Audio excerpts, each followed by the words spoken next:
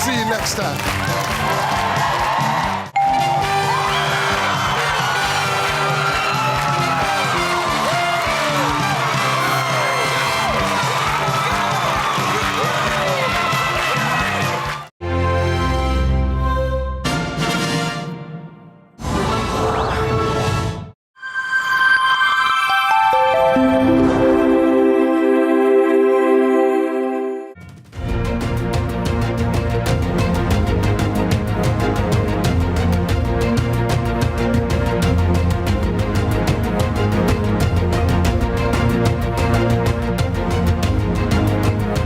The announcement no potential beneficiary was expecting, but which all potential beneficiaries are happy with, the government announcing that it has raised, or it is raising, the income tax threshold to $2 million. They'll do it over 3 years, they say, but they say it's a commitment to how much they value the support of the Jamaican people over these hard years, building them up into a position where they can give back so much. Favour Williams opened the budget debate today, and alongside that, she also announced goodies for those who have no legal electricity connection. She says those who depend on prepaid electricity are going to get a boost from the government. She also announced benefits for those who go to the Students' Loan Bureau for funds to finance their education. And she also says the government is on track to reach, earlier than projected, its target of 60%, bringing the debt to GDP ratio down to that magic number. A lot to chew over. The minister did not finish speaking about a half an hour ago, and in lead story today will bring you the highlights of her presentation.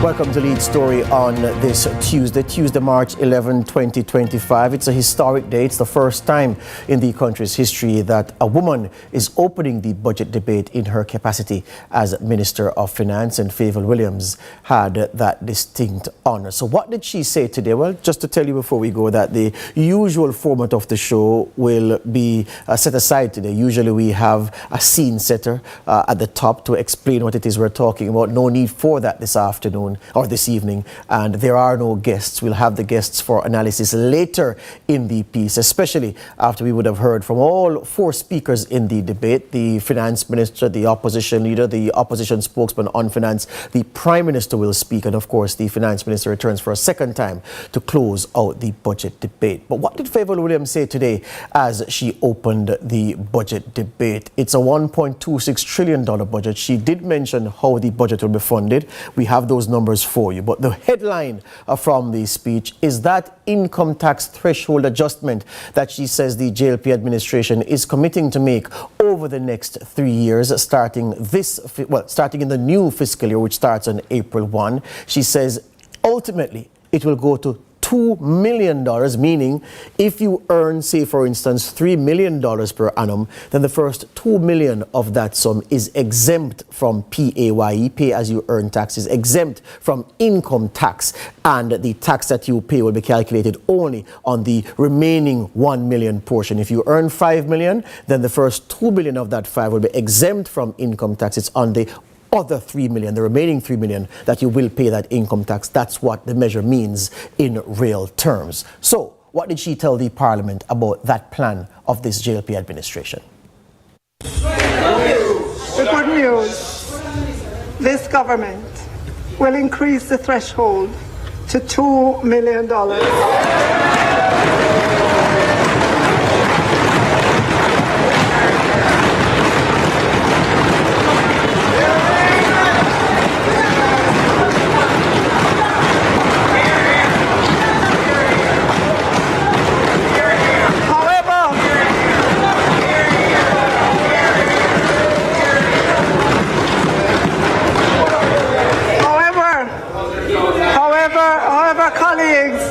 Remember, we are a responsible government, And so we'll increase the threshold in 3 tranches to 1.8, then 1.9, then 2 million over a 3-year period starting April 1, 2025.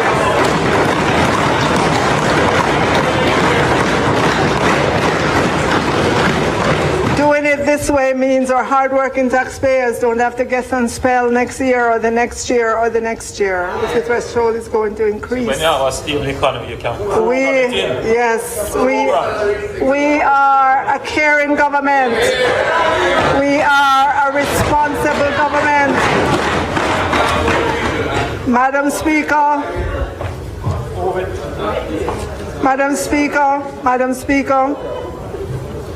we could have run a deficit.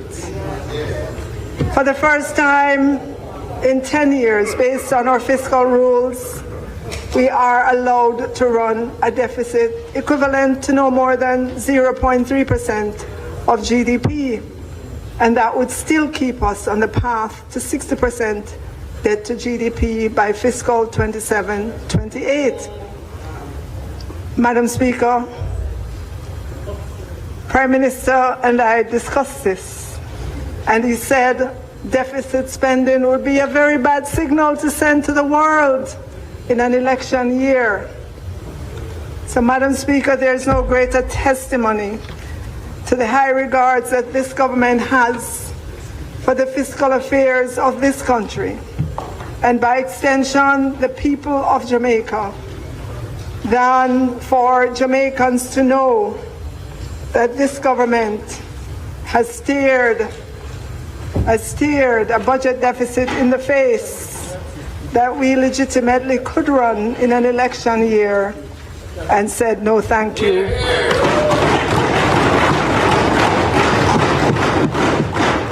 We want to preserve the hard-won gains of the people of Jamaica and their children and grandchildren, so they will not have to suck salt through wooden spoons again.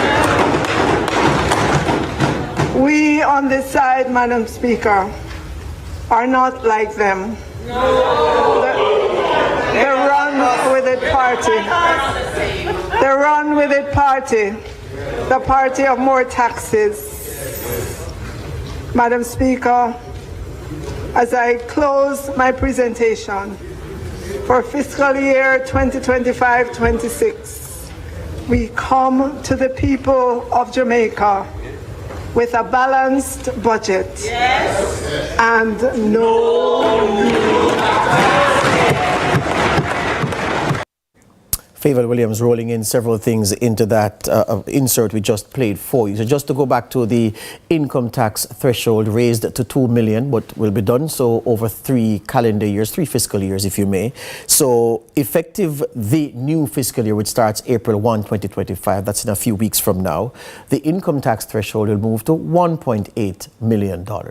Then next year, the start of the fiscal year 26-27, it will be 1.9 million, and then the 27-28 fiscal year will see the threshold move to 2 million. So it won't jump to $2 million immediately, but it will get there in 3 steps, starting with the new fiscal year, which starts from April 1, when it will go to 1.8 million from where it is now at 1.7. So that was one of the big news, perhaps the surprise move, because the government and its spokespersons had killed the conversation around the income tax threshold movement, saying that, well, it couldn't be afforded, there wasn't the fiscal space to do that and do other things. And so it was a huge surprise when it was announced earlier today in the House of Representatives by the Finance Minister. Much more from her on Lead Story after this break.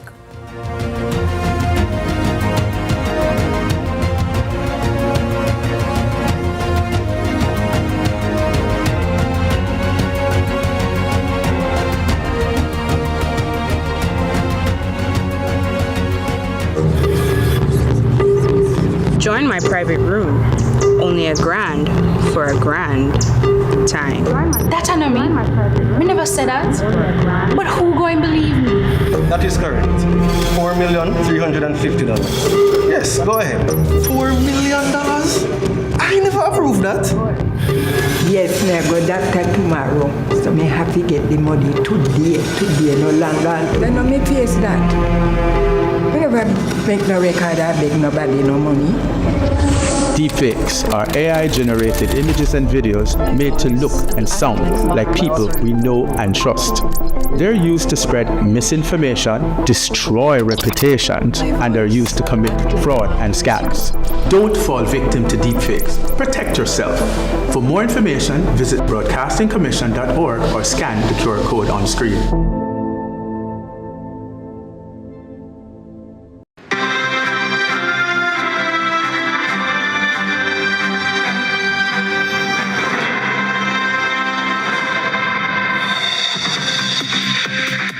Hi, my name is Andrew Paulson's IPC President. Happy Paralympic Day.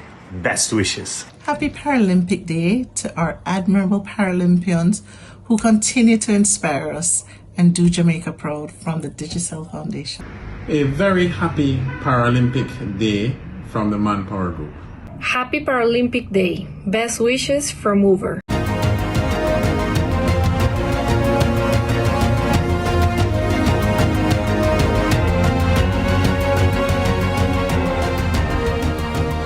Back with us here on Lead Store, just playing with you the highlights of the presentation in the budget debate by Favour Williams, the Minister of Finance and the Public Service. The opening presentation in the debate, the first time a woman is opening the budget debate. The first woman for our finance minister we've had is Favour Williams, and she held court today. She also had good news for residential postpaid customers of the Jamaica Public Service Company in terms of a reduction in the GCT that they pay on their light bills.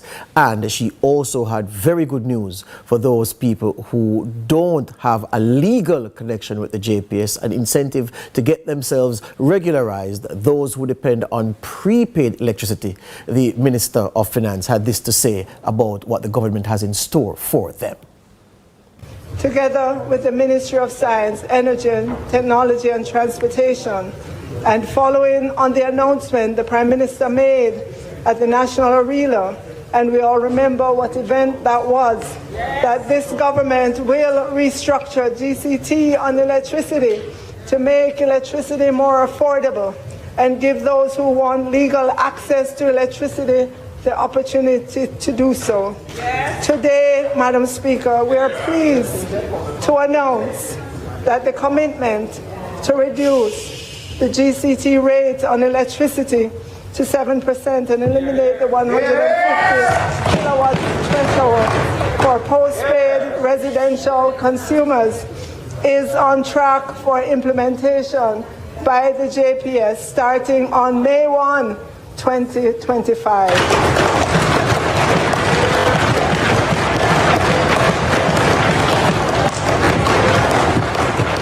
Additionally, Madam Speaker, for those postpaid residential customers who consume 250 kilowatt hours or less, they will see a rebate of 7% and a 3% subsidy for a total of 10%. This is a caring government, Madam Speaker.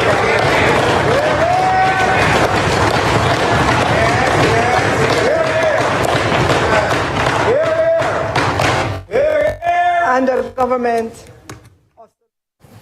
All right, so that was for postpaid residential customers. What did she say for prepaid users of electricity? She said that there would be $1 billion set aside to cover the cost of wiring the premises and inspecting the premises for those who are not yet connected to the JPS grid. So $1 billion will be set aside to pay for the wiring and the inspection. Previously, these costs would have had to be borne by these residents. Additionally, those who use prepaid electricity will benefit from the first 20,000 new prepaid customers. As it stands, there are about 17,000 prepaid users of electricity who have a contract with JPS for electricity. Prepaid users, number 17,000 now, as things stand.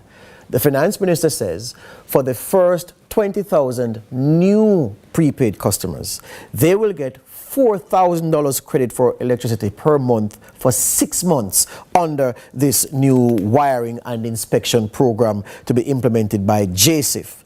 2,000 of that, she says, will be borne by the JPS, well, will come from the JPS, and the other 2,000 will come from government.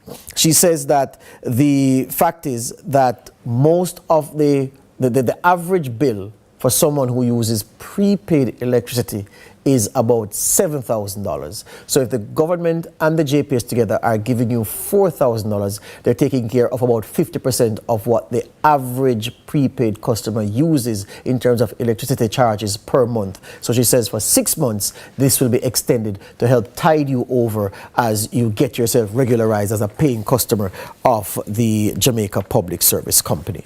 What did she have to say now for people who go to the Students' Loan Bureau for the finances to fund their tertiary education? She had good news for them as well. Madam Speaker, I want to put on record this government's commitment to improving the offerings from the Student Loan Bureau by the beginning of the school year in September 2026. A CAPRI study has given us excellent suggestions on how to modernize the student loan offerings. We are committed to doing the overhaul of the student loan system and will engage CAPRI as we start that process this upcoming fiscal year. But so, Madam Speaker, to let Jamaicans know our headspace and where we're heading, we are committed to an increase in the loan amounts that students will be able to access, and for the disbursement to include not just tuition, but also housing, books and supplies, the cost of a laptop, and a stipend for meals.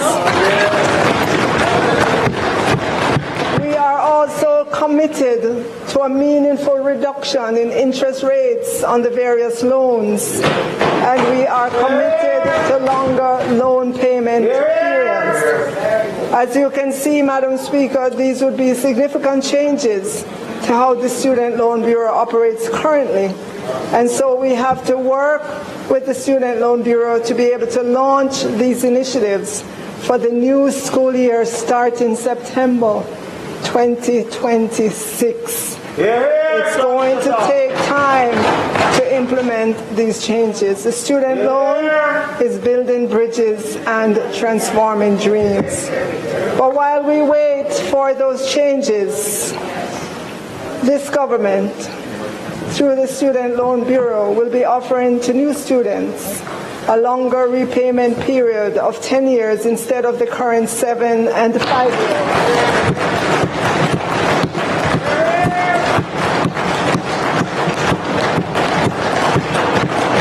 And the rates will remain the same, meaning the rates will not increase because the payment period has increased. We are starting with that one step, Madam Speaker, and will work rapidly to ensure the systems are in place to roll out the new loan offerings to make the lives of our tertiary students better and allow them to focus on attaining their educational goals to benefit themselves, their families, and Jamaica as a whole. Already lively interaction on social media about this announcement by the finance minister. Some people saying, well, they were expecting some form of debt forgiveness to be announced by the finance minister. Others saying, well, that was overly ambitious, and they welcome these changes that will be made. More on Lead Story after these as we continue to give you the highlights of the finance minister's opening presentation in the budget debate for the 25-26 fiscal year.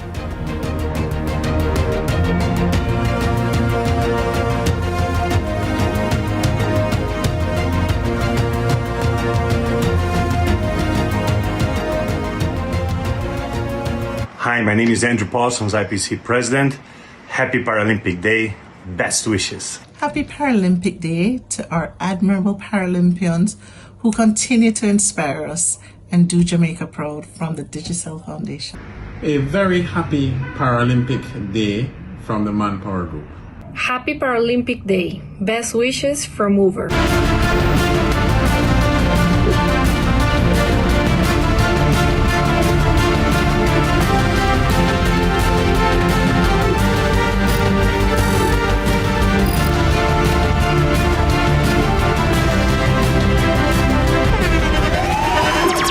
the internationally acclaimed On Stage with Winfred Williams. At a new time, Saturdays at 8 p.m. on CVM TV. So much more than entertainment. In a world where innovation meets tradition, agriculture is evolving like never before. From the latest sustainable farming technologies to age-old practices passed down through generation, agriculture is precious to me. I love the animals. I don't mind getting my hands dirty. I love working. Join us right here on CVM TV every Sunday during news at 7 as we explore the people, the science, and the breakthroughs that are shaping the way we grow, eat, and live. You don't want to miss it. This is Farming Forward.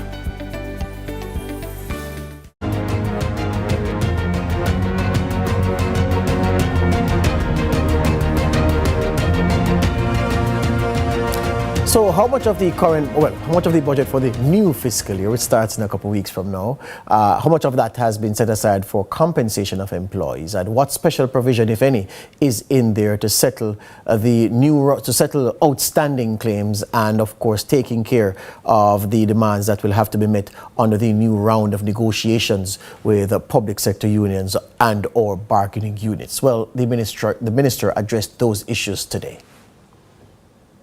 For the public sector, the focus should now be on pay for performance, efficiency in service delivery, and productivity gains.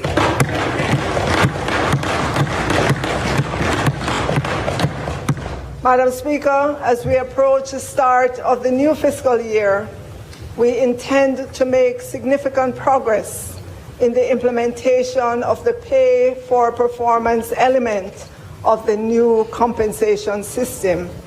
We have begun the conversations with our union partners because we must continue to transform, to provide the framework and tools to improve productivity in the public sector. The pay for performance system is a key component in incentivizing performance in the public sector.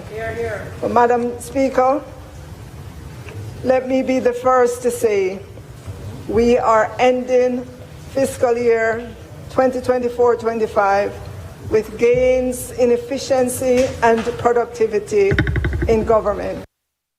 All right, so she spoke to the general principle there of performance-based pay. But to the numbers now, the new budget will have $495.8 billion in it for the compensation of government employees. And it includes new rates of pay for medical consultants, dental surgeons, parish court judges, probation or aftercare officers. It includes back pay for medical consultants and parish court judges. It includes an allocation to support the employment of agricultural wardens in Floyd Green's ministry, $1 billion to support the continuation of the Jamaica National Service Corps, and a very important part of that is a compensation contingency provision of $33 billion to meet the cost of public sector wage settlements, including a provision of $3 billion to support the filling of vacant technical positions across the regional health authorities. So all of that is rolled into the $495.8 billion of the budget for the new fiscal year that will be directed towards dealing with wages and salaries, back pay, pay for contract negotiations that are to be settled and to come, all of that contained in that $495.8 billion. Now, as we get to the end, just overall, in case you missed the presentation and you're asking, okay, so a budget of $1.26 trillion for the fiscal year, how will it be funded? Well, the minister told us today that the budget will be funded with $949.5 billion of tax revenues. So it's hoping to collect $949.5 billion in taxes to fund that $1.26 trillion budget. Of the remaining amount, $139.8 billion will come from non-tax revenues. $812 million is budgeted to come from the bauxite levy, and $5.96 billion, call it $6 billion, from grants. in terms of debt payments, of course, when you add those numbers together, you get your 1.26 trillion. Now, in terms of debt, you ask, how much are we going to pay for debt in the new fiscal year? She says that $162.7 billion worth of debt will become due for payment in the 2025-26 fiscal year. And how will that be taken care of? She says there are loan receipts of $158.4 billion, which will go towards that payment, and then the difference will be taken from the consolidated fund of $4.3 billion to round off the debt payments that become due in 2025-2026. So basically, there you have it, the highlights there. The government saying that it is offering, taking care of house wiring for people who don't have legal electricity connections, taking care of the inspection for those same people, $4,000 credit towards your light bill for each month for 6 months for those new prepaid customers, and of course the issue of the GCT on electricity bills coming down to 7% for residential customers who use less than 250 kilowatt hours per, or 250 kilowatts per hour. Yeah, kilowatts per hour, not kilowatt hours, kilowatts per hour. So that's basically a nice juicy summary of the budget highlights. The first time you're getting that on television. We've been first to it, Lead Story and the CVM TV, giving you the highlights of the finance minister's presentation. I make way now for Nika Lewis, who continues to match my colors when she dresses. And she's following good examples, Nika Lewis. And she's standing by with the news at 7, right after these.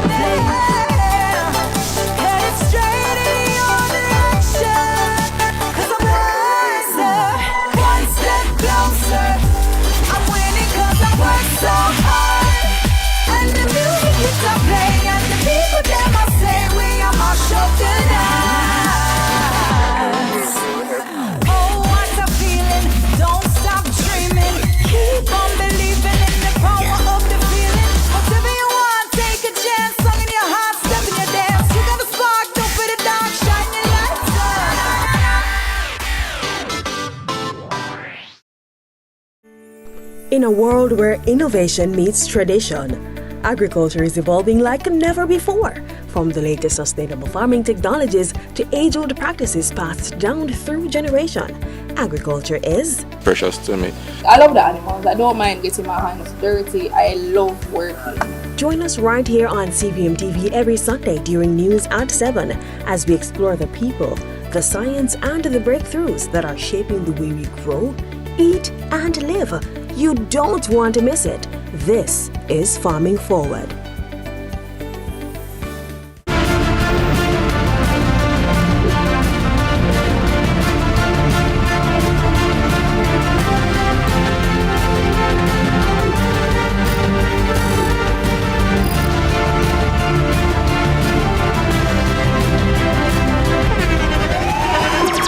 The internationally acclaimed On Stage with Winfred Williams. At a new time, Saturdays at 8 p.m. on CVM TV. So much more than entertainment. Sports should be fun. Sports should be interesting. Sports should be entertaining. Sports should be riveting. This is at a fraction of the cost. Including on the #1 morning show in Jamaica, Sunrise. So don't wait. Call us on 658-208-5377 and see your business goals happen right here on CVM Television.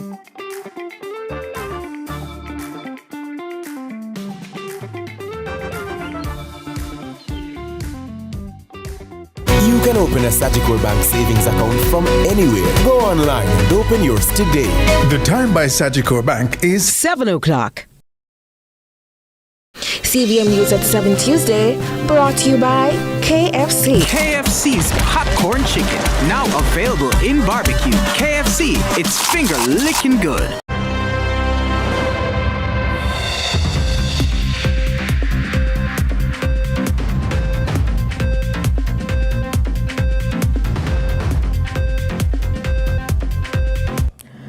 Tonight in CVM News at 7, Finance Minister breaks down new $1 trillion budget. Government to phase out income tax for Jamaicans earning up to $2 million. And police officer charged for chef's murder. In the business report, a closer look at advancing green finance. While in sports, it's still unclear whether Lionel Messi will travel to Jamaica.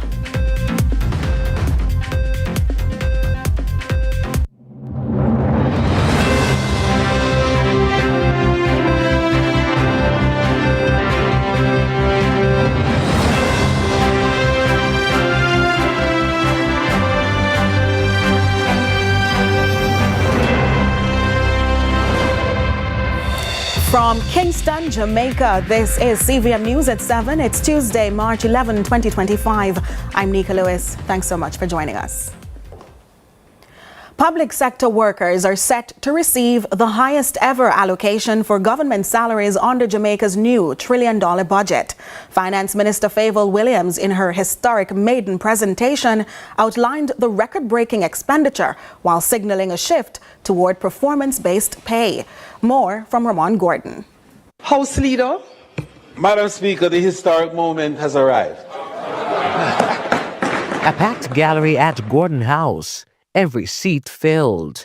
All eyes on Jamaica's first female finance minister, Harvard-educated Favour Williams, as she laid out the details of the $1 trillion budget for the 2025-2026 fiscal year. She lived up to the expectations, at least judging by the reactions of her government colleagues, as she accused the opposition of trying to stir public discontent. Some would want to call down recession on Jamaica.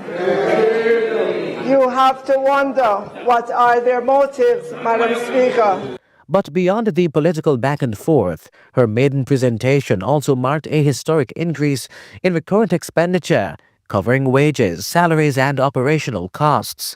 The record-breaking $1 trillion budget includes the highest ever allocation for government salaries. This is an increase, Madam Speaker, an increase of 9.6% over the current expenditure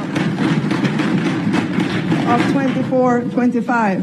And as wage negotiations continue, at least 11 claims are on the table, including word from teachers, police officers, and healthcare representatives. The government has commenced discussions with the unions and associations for the new contract period. The continued engagement of all stakeholders remain key to the maintenance of harmony in the public sector. On the matter of funding, the central government budget will be funded with $949.5 billion of tax revenues, $139.8 billion of non-tax revenues, $812 million of bauxite levy, and $5.96 billion of grants. While wages may rise, a new performance-based element may now factor into remuneration. As we approach the start of the new fiscal year, we intend to make significant progress in the implementation of the pay for performance element of the new compensation system. We have begun the conversations with our union partners because we must continue to transform. Ramon Gordon for CVM News. And the government is moving to eliminate income tax for Jamaicans earning up to $2 million annually. The income tax threshold will rise to $1.8 million on April 1, 2025, and then $1.9 million in 2026, before finally $2 million in 2027. Madam Speaker, the good news. The good news. This government will increase the threshold to $2 million.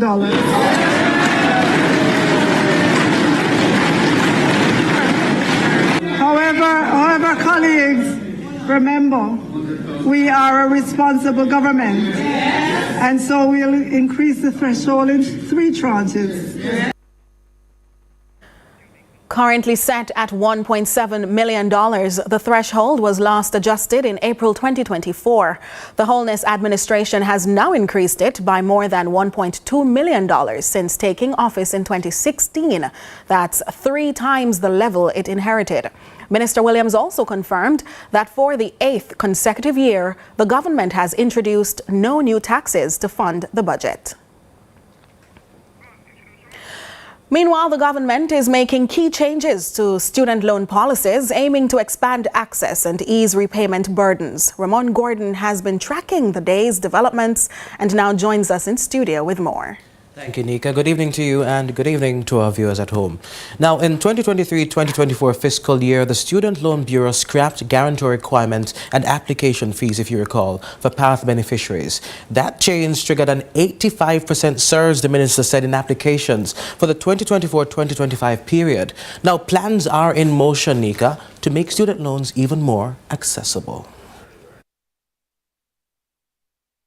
We are committed to an increase in the loan amounts that students will be able to access. And for the disbursement to include not just tuition, but also housing, books and supplies, the cost of a laptop, and a stipend for meals. See, there are larger reforms expected by 2026, but some changes will take effect even sooner. New borrowers will now have up to 10 years to repay their loans. That's up from the previous 5 or 7 years, yes? However, interest rates will remain unchanged, at least for now, Nika. All right. We are starting with that one step, Madam Speaker, and will work rapidly to ensure the systems are in place to roll out the new loan offerings to make the lives of our tertiary students better and allow them to focus on attaining their educational goals to benefit themselves, their families, and Jamaica as a whole. The law enforcement officer involved in the murder of a Ribis chef made his first appearance in the Kingston and St. Andrew Parish Court today. The corporal was charged for the off-duty killing of the chef in January. Trisha Gay Kelly has our update. The family of Jermaine Richards, the Ribis chef who was killed by an off-duty policeman, is rejoicing after the corporal was charged. Richards' sister, Tureen Vernon, is pleased that the policeman will finally face the court. I'm overjoyed. It's mixed emotions, but overjoyed is at the center of it because I'm just happy, especially with Indicom, that they have been keeping us in the loop. They haven't left us out a bit from the start of the situation up until now, and I am just happy with the work that they have been doing and continue to do. Corporal Patrick Williams faces multiple charges, including using a firearm to commit a felony under assault and the same for murder, as well as willfully making a false statement to an investigator. Vernon says she's been waiting for this day to come. Anxious, waiting, just want to see morning light for this, just to be here.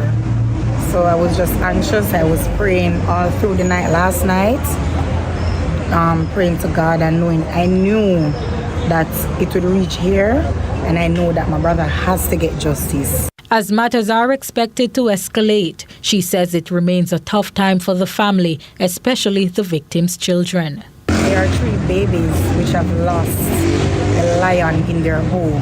3 cubs which have lost that loud roar, that power in their home. It's on their mothers and family members to have something to say to them when they're older and have understanding, and they will have a lot of questions to ask. Corporal Williams has been granted bail in the sum of $1 million. Trisha Gay Kelly, CVM News. Out west now, some Jamaicans were scampering as shots rang out in downtown Montego Bay, St. James on Monday during an attempted robbery that was foiled by law enforcement. It's reported that the police learnt of the robbery and went chasing the men. The men allegedly abandoned their vehicle and were cornered nearby the city centre mall. Reports received are that one of the robbers jumped from the mall's roof in an attempt to escape. He was taken away by the police, who continued their search for the other men. Education access is a common struggle for inner-city families who are sometimes not in a position to offer the opportunity or to benefit from it, rather. But that's all changing with Crystal House Jamaica, which is hoping to broaden its reach in coming years. Here again is Trisha Gay Kelly. Crystal House Jamaica has been touching inner-city communities for around 5 years. It's seemingly doing a great job, since the students have even won multiple JCDC national awards. Fundraising and marketing manager Kamika Headley-Clark says the program is geared towards underprivileged children who may not have access to an education. We are not a regular school, in large part because we are providing a prep school first-class education to our students free of cost. We are removing the barriers for our students who come from really the toughest communities in Spanish Town, the Catherine area. The foundation is operated on a global scale, on which Jamaica became the most recent member. She says the program removes many expenses for parents. We are providing them with transportation to and from school, breakfast and lunch, breakfast, lunch, and a healthy snack, uniforms, books, supplies, and health support, dental and medical checks. And it's really all about character-based education that is hopefully going to transform their lives and the lives of their families. The local school is partially funded by the Crystal House Foundation and seeks additional funding from the public. They are also seeking to spread their wings to facilitate secondary education. Headley-Clark says this education will incorporate the government's science, technology, engineering, the arts, and mathematics STEAM program into the curriculum. We take our students in from kinder. We write all the government exams, so they will sit PEP. And if a student passes for a school that has been their dream school forever, that is an option they can choose to attend. We hope that our parents and students will choose to remain here because we have poured so much into them thus far, and we know that we have a lot to offer them, more so than traditional high school would. Interested parents can visit the institution or the website for application forms, but there are prerequisites to enter the program. So we really do want to ensure that our students are meeting, are in need. So we require, proof of income, we do home visits, we work with our parents, and we also require as part of the scholarship that our parents participate. Trisha Gay Kelly, CVM News. We take a break. More CVM News at 7 in a moment.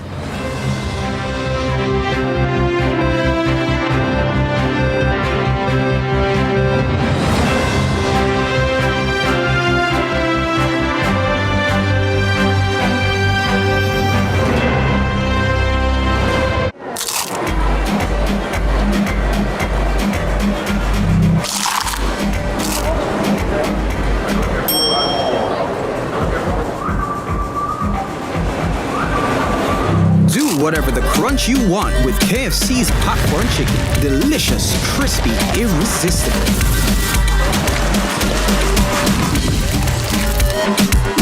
Now available in hot and spicy. KFC, it's finger-licking good.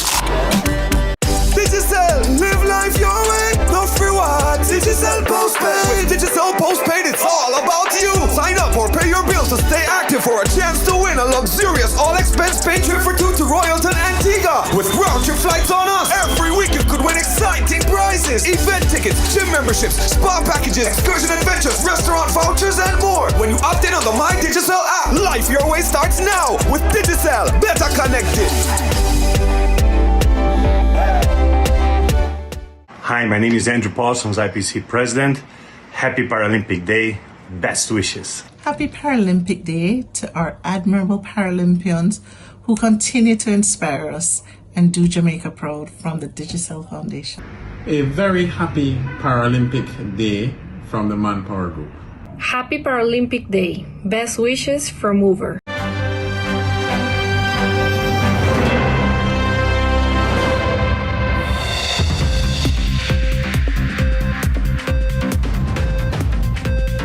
Thanks for staying with us.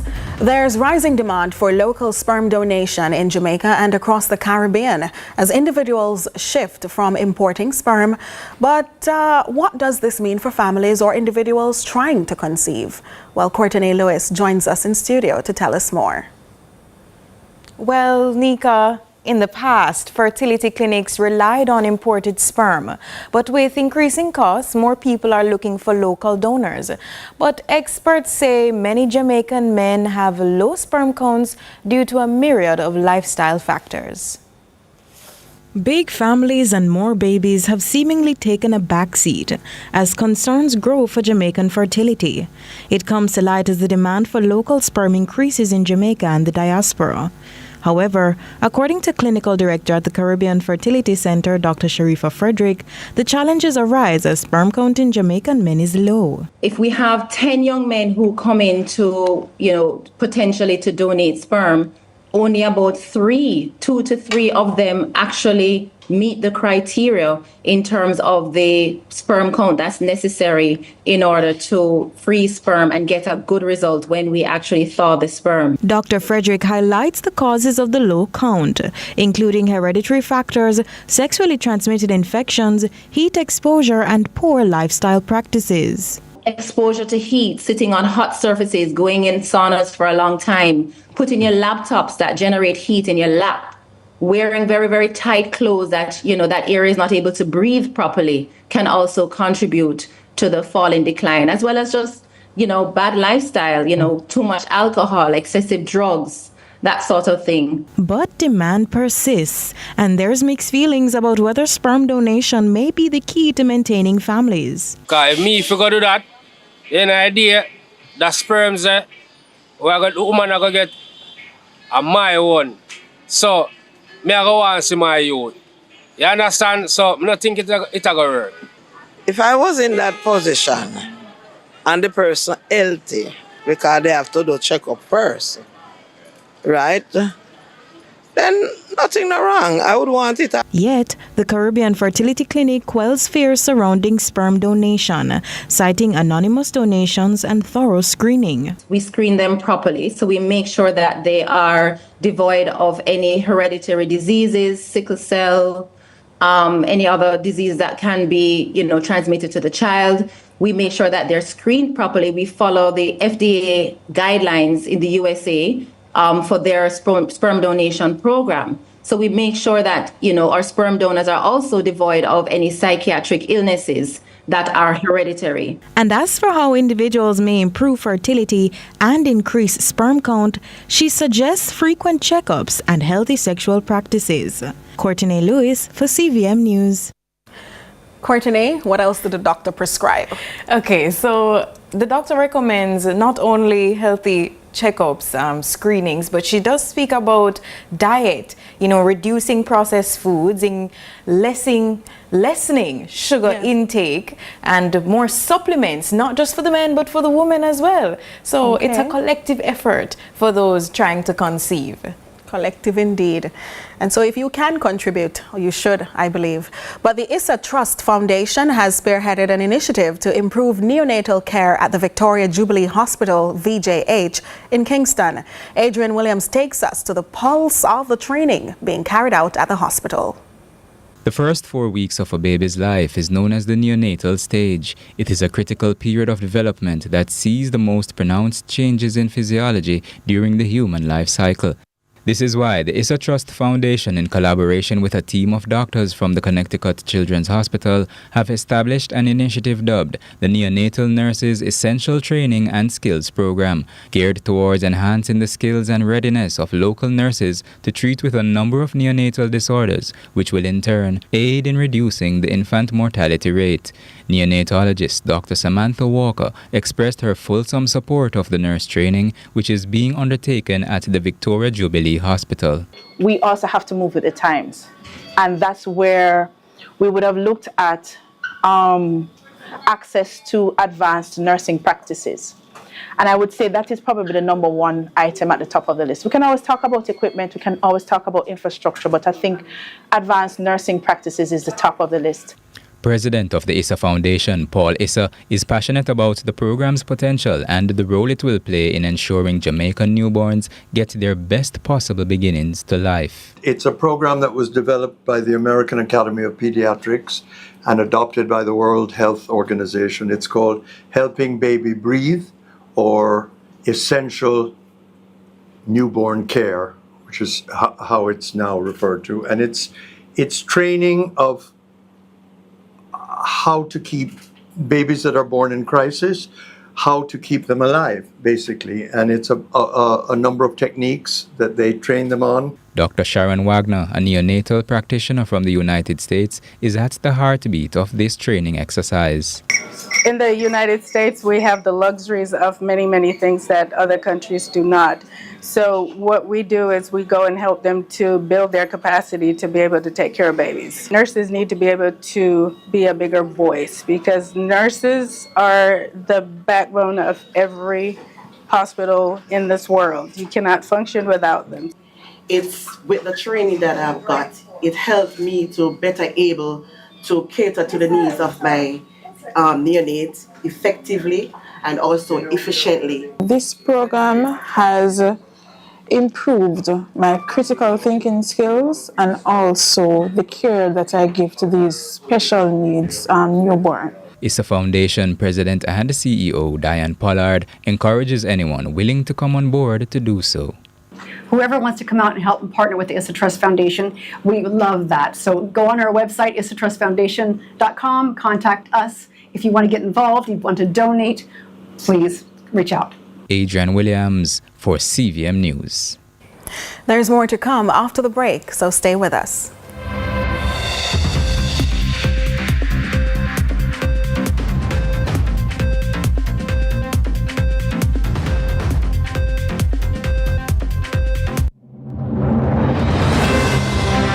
The future finds us faster than we think. But with CIBC Caribbean on your side, you'll be ready for all of it. That's how we've served Jamaica for over 100 years with industry-leading digital capabilities and innovative solutions. And it's how we'll do it for 100 more.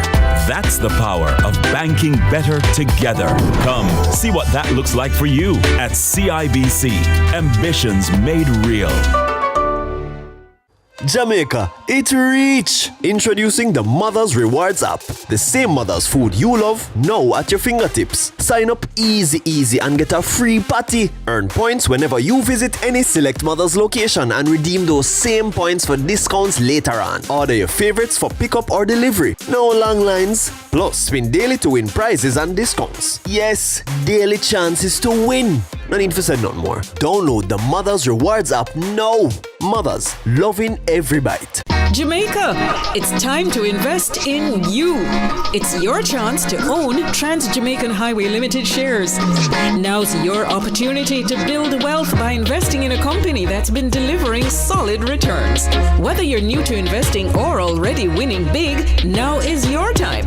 Offer opens March 4, 2025.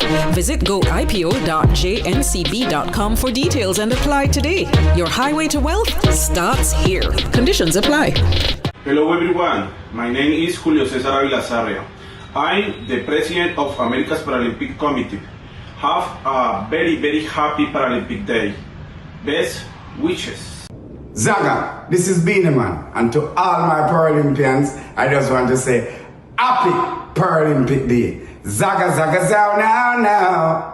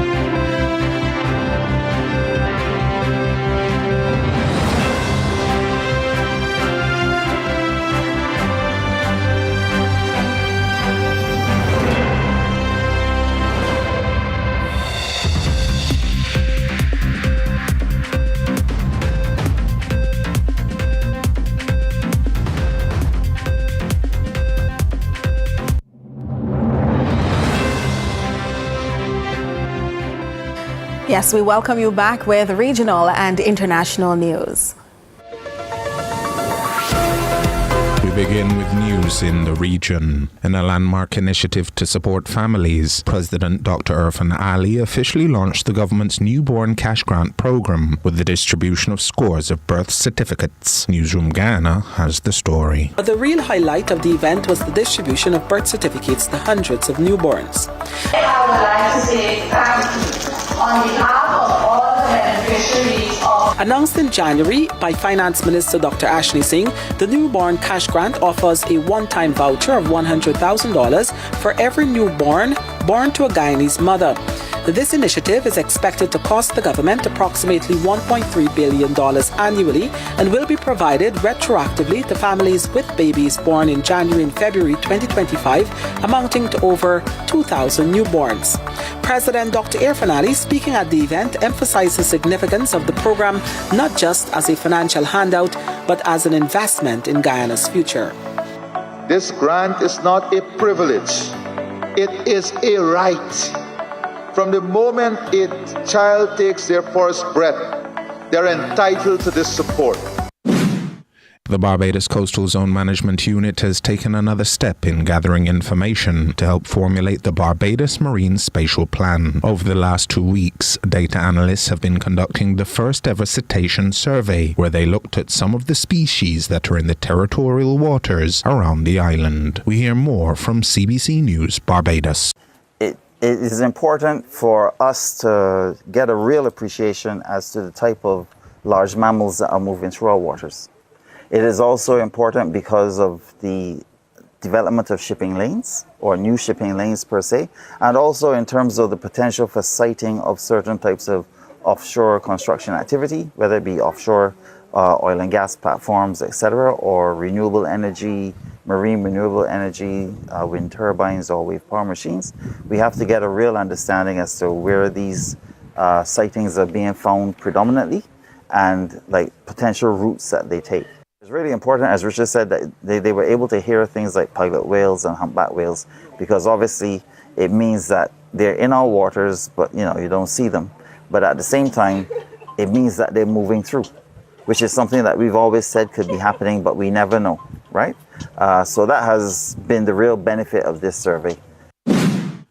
And in international news, former Philippines President Rodrigo Duterte has been arrested at Manila Airport on an international criminal court warrant. He's accused of crimes against humanity in connection with his crackdown on illegal drugs during his 6-year term as president. That report from Al Jazeera. We were looking at mass atrocities, right? So there are tens of thousands of unexplained deaths or deaths under investigation, according to the Philippine National Police, which according to human rights groups, Human Rights Watch, including former insiders who were part of supposedly Duterte's death squads. These were mercenaries or parallel police operations, if not, stealthy police operations against drug suspects. Tens of thousands were killed during Duterte's presidency, and many hundreds perhaps were perished when Duterte was the mayor of Davao City. We're looking at those extrajudicial killing cases, including more than 100 children, according to some reports, into third years of Duterte's presidency. So year after year, there was expectation that the ICC will look into this issue. Eventually, they made it clear the other year that they have jurisdiction on this issue because Philippine courts are not doing their job. Remember, the ICC can only come in if it deems that the domestic courts are not doing their job. And that's it for regional and international news.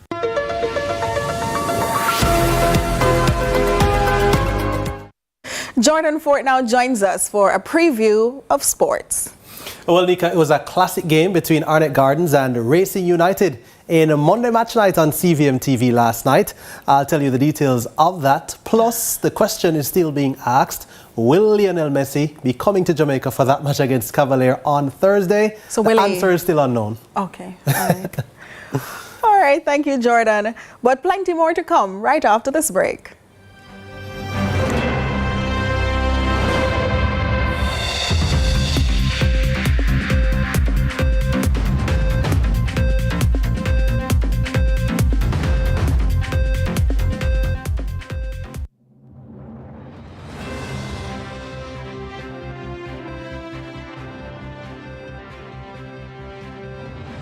Do whatever the crunch you want with KFC's popcorn chicken. Now available in hot and spicy. KFC, it's finger licking good. The Time by KFC is 7:30.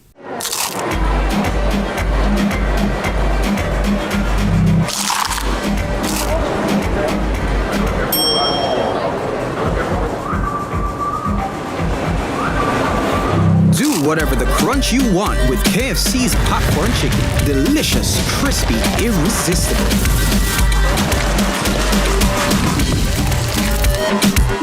Now available in hot and spicy. KFC, it's finger licking good. Brunswick boneless sardines, perfect for snacking on a cracker, on its own.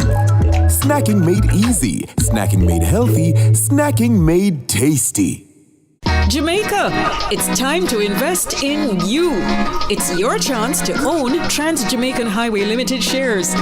Now's your opportunity to build wealth by investing in a company that's been delivering solid returns. Whether you're new to investing or already winning big, now is your time. Offer opens March 4, 2025. Visit goipo.jncb.com for details and apply today. Your highway to wealth starts here. Conditions apply. Greetings, I'm Sadella Marley. To our inspiring Paralympians, happy Paralympic Day. One love.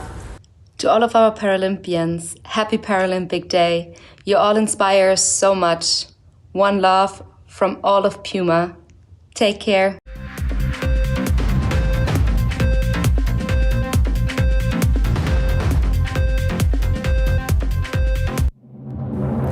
Welcome back. Time now for the Business Report with Joel Crossgill.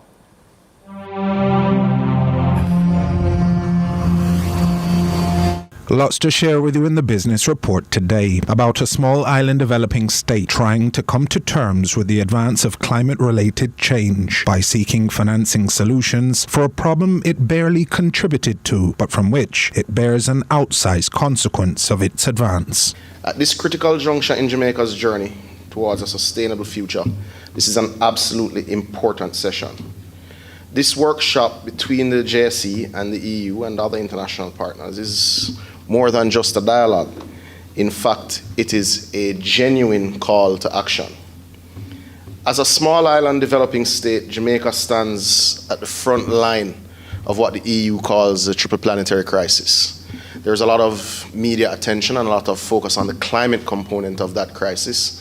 But I assure you, every element of the triple planetary crisis is playing out in Jamaica. In 2023, we saw our hottest day since we've been recording it. In 2022, February, we had the worst drought in recorded history in Jamaica. And then, last year, you had a Category 5 hurricane at the end of June. Unprecedented. So we're not going to waste time on whether or not climate change is real. We're not going to waste time on whether or not we're already experiencing it. And we're not going to waste time convincing you that it's incredibly expensive to de-risk your economy as it stands, while allowing your development agenda to not be derailed. Samuda made the statements during a workshop hosted by the Jamaica Stock Exchange relating to the development of Jamaica's green bond market, intended to sustainably finance the country's green transition, climate resilience and infrastructure projects, as described by Managing Director of the JSE, Dr. Marlene Street Forrest. According to DBJ, our country requires US $5 billion for climate mitigation, an additional US $1 billion for adaptation by 2050.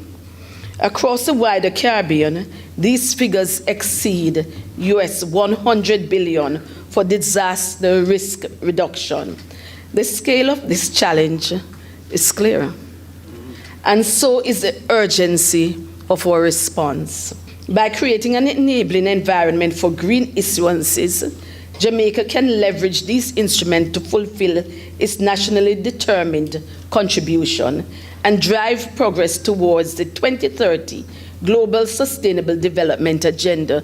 And whereas, there may be challenges along the way for that 2030 agenda, we still have to push. However, Samuda says there also needs to be pushback on the sheer scale of funding required to accomplish those goals. The numbers that invariably are put forward, I have deep concerns about these numbers.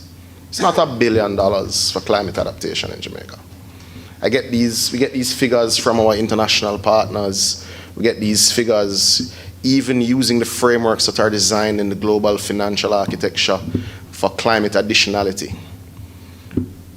But it's a farce in many ways. Jamaica requires hundreds of billions of dollars if it is to prepare and ready itself for a world which is likely to breach the 1.5 degree warming target. That is a reality. So the calculations that are hoisted in many ways on the developing world and on SIDS, I generally don't accept those numbers, because what is required for adaptation in water, simply in the water sector for Jamaica to be climate proof for water in 2030 is $5 billion. And I'm intimately familiar with those numbers. We don't have the luxury of getting it wrong. 70% of your population lives within 5 kilometers of the sea.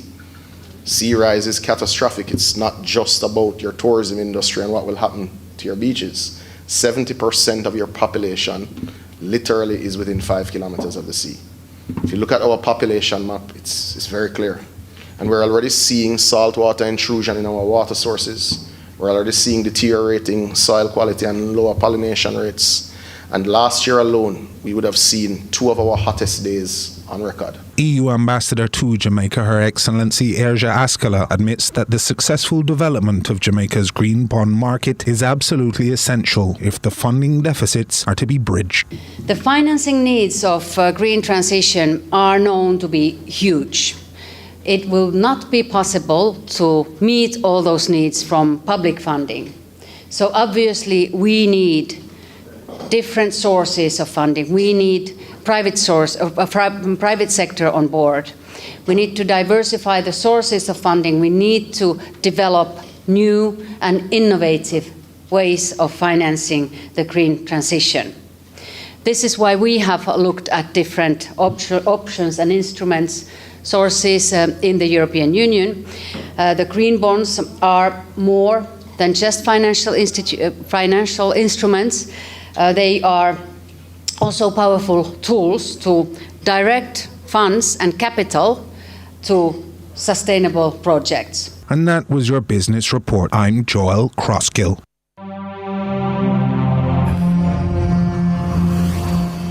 Now a look at what's trending on social media.